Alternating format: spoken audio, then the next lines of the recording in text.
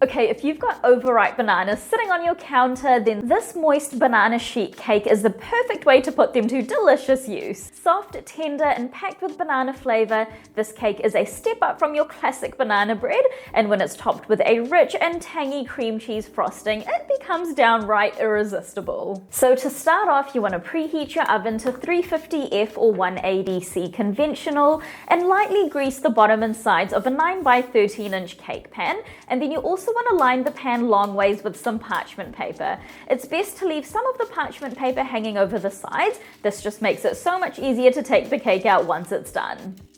Set your cake tin aside for now, and next we're going to sift together our dry ingredients. So I've got 280 grams or 2 1/4 cups of plain all-purpose flour, 25 grams or 1/4 cup of cornstarch, 1 teaspoon of baking powder, 1 teaspoon of baking soda, half a teaspoon of salt, and 2 teaspoons of ground cinnamon. Give that a good mix with a whisk until it's well combined and set it aside for now.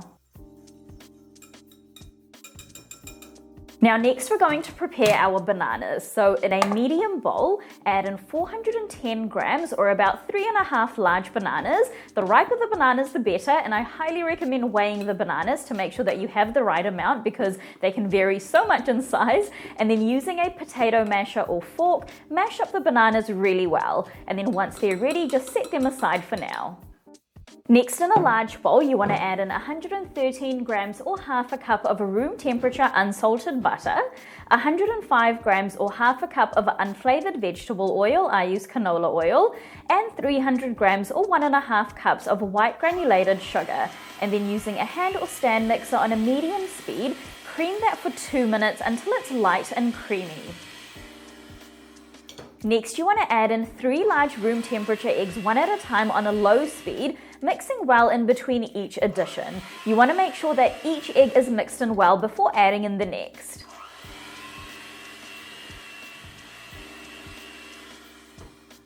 Now next you want to grab your mashed bananas from earlier and add them to the wet ingredients, as well as 1.5 teaspoons of vanilla and 125 grams or half a cup of Greek yogurt, and then mix that in a medium speed until well combined. The batter might look slightly curdled, but that's okay.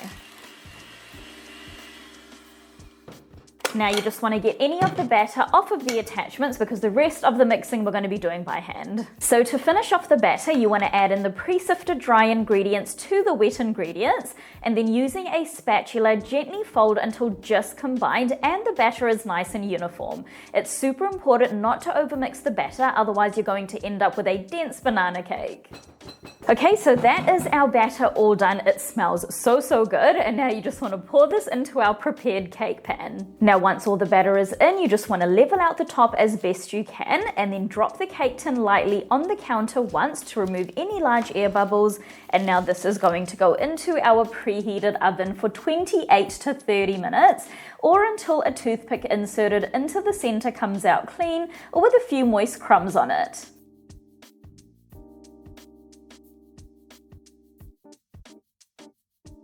So my banana sheet cake is all done now. It honestly smells incredible. You just want to let it cool in the tray for about 20 minutes just to give it a little bit of time to firm up before turning it out onto a wire rack to completely cool. Now the way that I like to do this is to first just run a thin knife along the edges of the pan that don't have any parchment paper, and then you just want to place a wire rack on top of the cake tin, and then hold the cake tin and a wire rack together and flip the cake over, and it should just drop right out onto the wire rack. Now if you take a closer look at this banana cake, you can see just how incredibly soft and moist it is.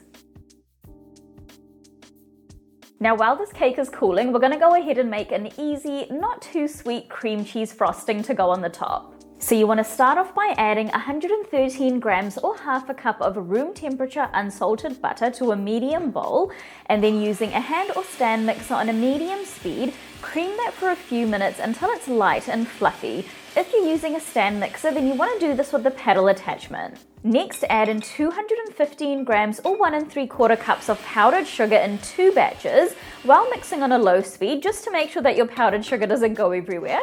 And you want to make sure that each batch is mixed in well before adding in the next. And then once that's done, you want to finish off by adding in 167 grams or 3/4 cup of cold cream cheese. Remember to use a firm block type, not the spreadable type. 3/4 of a teaspoon of vanilla, and 1 teaspoon of fresh lemon juice. And then you just want to mix that together until just combined and everything is nice and smooth. You want to avoid over mixing because the more you mix, the softer your frosting is going to become. And then that is my super delicious cream cheese frosting all done.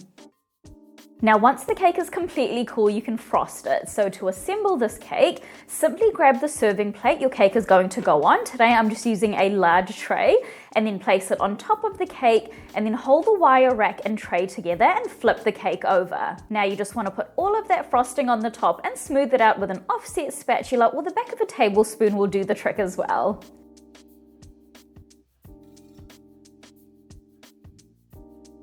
And then that is my delicious banana sheet cake all done. This banana sheet cake is honestly the best banana cake I've ever had, and I promise you I am not exaggerating. It's super soft and moist, it's packed with banana flavor, and that cream cheese frosting just works so incredibly well with the banana cake.